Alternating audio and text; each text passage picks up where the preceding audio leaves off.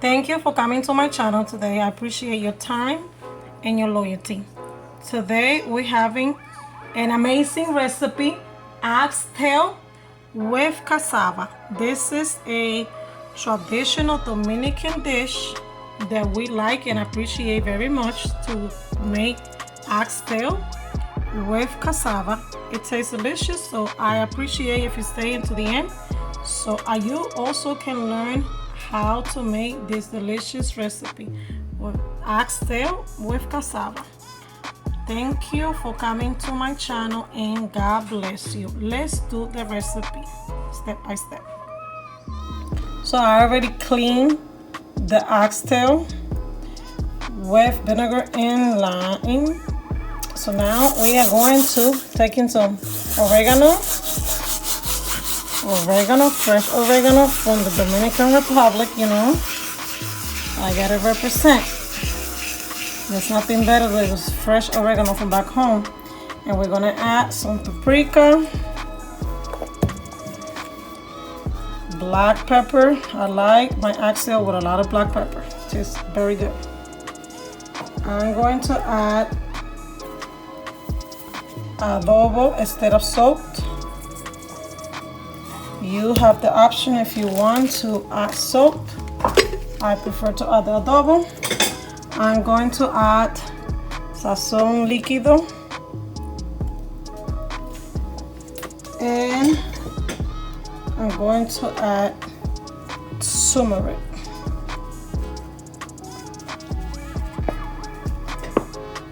Now I'm going to add very important ingredient, fresh garlic. There's nothing like fresh garlic when you're seasoning your meat. Fresh garlic and oregano makes a big difference when you're seasoning your meat. I added one already. And now I'm adding a second one. I'm going to add a third one.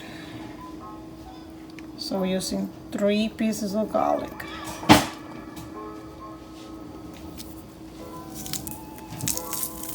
Those 3 pieces of garlic is enough. Gonna have a nice flavor. And this is the night before in here. I like to season my meat when I have the time and I have it at home. I like to season them the night before. So in the next day, it has a nice flavor. And it tastes better. Always, if you have the time, like I said, if you have the time, you marinate your meat the night before. And you can put it in a Ziploc bag. It's not a lot of oxtail.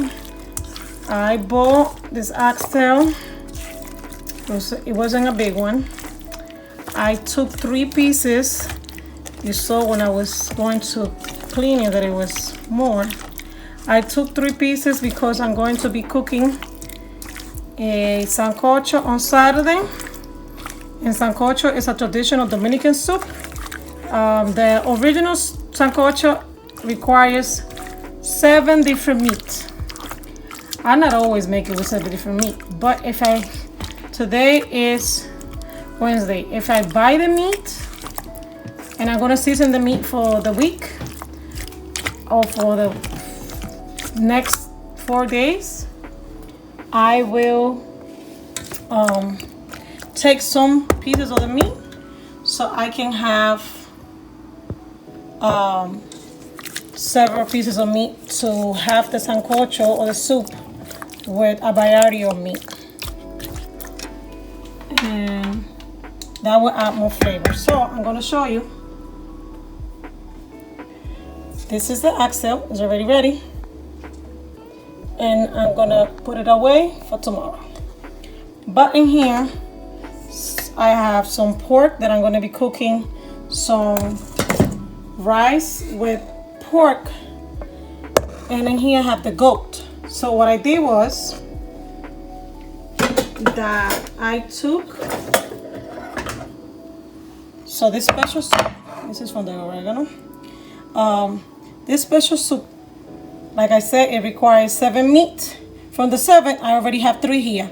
I took the bones from the meat that I'm going to cook with the rice, and I have the bones from the pork, 3 pieces of oxtail, and the rest of the bones are from the goat. So there you go. I have 3 other meats that I'm going to be using for this sancocho. Stay tuned. You're going to see it in my channel. Now we're going to add oil, and to that oil I'm going to add 2 tablespoons of brown sugar. I normally add 1, but I like my oxtail to be a little darker than when I cook other meats. So what I'm going to do is let the sugar start getting a little bit caramelized, and then I'm gonna add the other one around it so it doesn't get burned.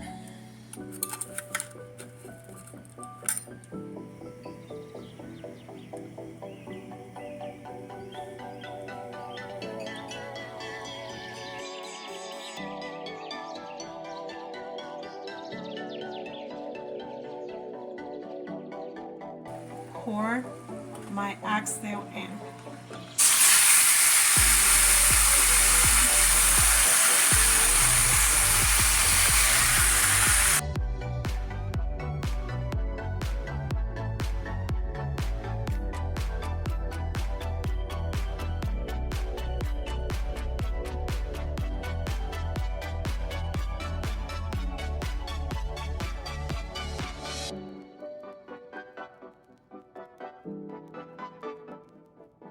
Let me tell you a little secret.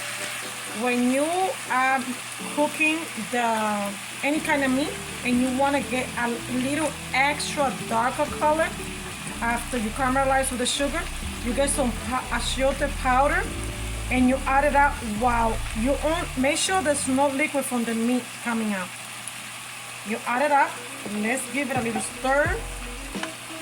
Let's just the oil in there, and look how it gets even more beautiful color.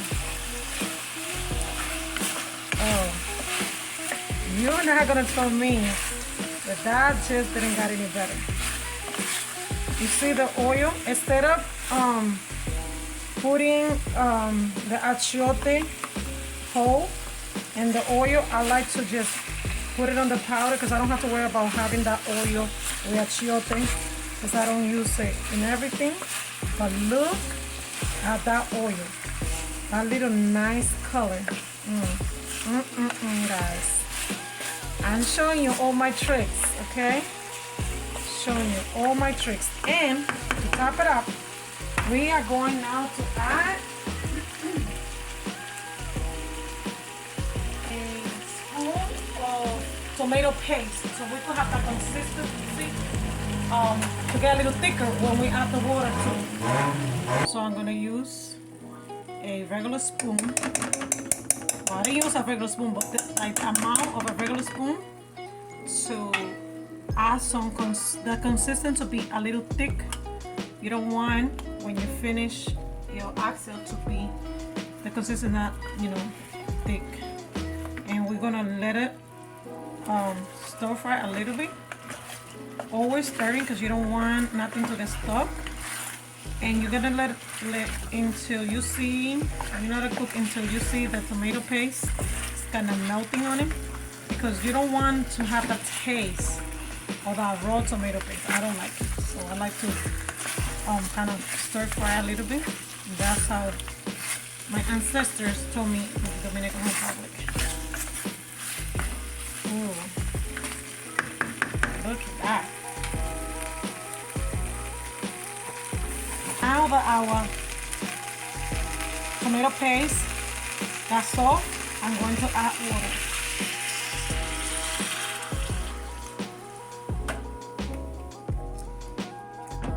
Don't worry about it. Still gonna have some nice flavor. And we're gonna add enough water until it covers your oxtail. You see? That much water. now we're gonna add some fresh ingredients in there so it could give that nice kicking flavor. These are the fresh ingredients that I'm going to be using. I cut and remove the seeds of 2 ajicito gustoso, which are these. They got add some good flavor to your meat. I have a piece of red pepper and 2 pieces of Italian pepper, or ají cubanela like they call it in Spanish, half an onion, and I have 2 leaves of culantro or recao, and I have green onions, and I took a bunch of cilantro and made a knot, because all of these fresh ingredients that I have right here, I'm gonna add it, and at the end I'm gonna remove it and add some chopped, decorated, flavorful ingredients that are going to be the same, but it's to give the last touch, and 1 chicken cube. And let's add it. And these are the fresh ingredients that I add to my oxtail: cilantro, ajicito gustoso, red pepper, Italian pepper, a chicken cube, that onion, green onion, and culantro.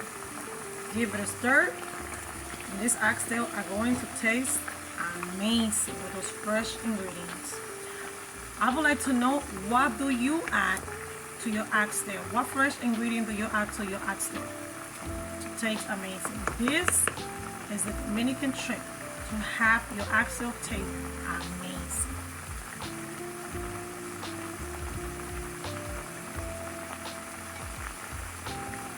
There you go. And now we're just gonna let it simmer or boil in there. Cover it up. Make sure you come and check it out. If you see that the water is getting reduced, you add more water, because oxtail take a little while to get cooked. At this point, if you're going to use a pressure cooker, you just transfer from the pot to the pressure cooker and it will be perfectly fine. But I like cooking it regular. And now our oxtail look delicious, but it's not done yet. I'm gonna add a little bit more water because it was uncovered. I have it on high flame, and I'm gonna cover it back. And now we're going to peel our cassava. And this cassava is kind of tricky. When I first got it, look what I found.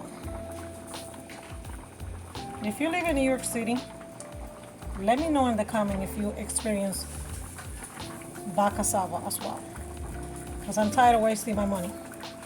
I miss my Dominican Republic, where our cassava is nice and tasty and nice and fresh, and you don't get that.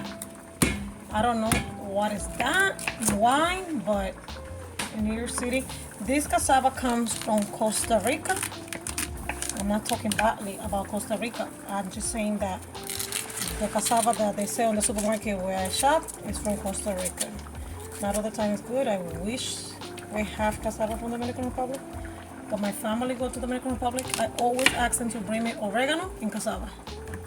Those 2 things, because the fresh oregano from the Dominican Republic tastes amazing, and I use it in all of my recipes that require seasoning. And if you don't know how to peel cassava, this is how you peel cassava. See? You remove that layer, it's not hard, and then you cut it. This one is a little wider, so I'm cutting it in 4. And then you're going to proceed to remove the little stem that is in the center. So you can boil it. Let me show you how you peel it. You see, it has 2 layers. One is the brown one, and the other one is the pink. So you want to put your knife to go to peel cassava. You see this layer, brown layer, is brown, and then you have the pink one. You're going to take the knife and you're going to make sure you put it in right underneath of the pink layer. See? And then you keep moving kind of your wrist, and voila, it's peeled. So now I'm gonna add salt to the water for the cassava to be boiled. And we add our cassava. We're gonna boil our cassava until it gets soft. We're checking on our cassava. It's boiling. It's looking nice. We're gonna let it boil until it gets soft. So now what I'm going to do, I already added the last water, meaning I'm not gonna add more water after this. It's already tender. And I'm going to pursue by removing all of the excess oil that it has. When I bought the oxtail in the meat market, I asked them to remove as much fat as possible. But oxtail naturally has a lot of fat, so plus the oil that we added to stir fry and caramelize the sugar. So you just, at this point, you remove it. And I'm also going to be removing, I'm going to show you all of the ingredients that I added as a whole. The onions, right? The branches of cilantro, I remove it as well. The other peppers that we added, that's why I put it as a whole at the beginning, because at the end I remove it and I add them already cut and fresh, so it could be the fresh taste towards the end. And when you take a bite of the oxtail, it's gonna have a nice flavor, because this one is already soggy and it already let go of the flavor that it had. So you just gotta go through your meat to make sure you get with the fork all of the first ingredient that you put at the beginning, that you put it as a whole, and you put it as a whole so it could make it easier for you to remove them now at the end. And I'm gonna pursue to continue to remove all of the excess fat. And our oxtail is ready and delicious. Look how delicious it came out, and what a beautiful color. I love that color. It looks amazing, but most importantly, it tastes amazing as well.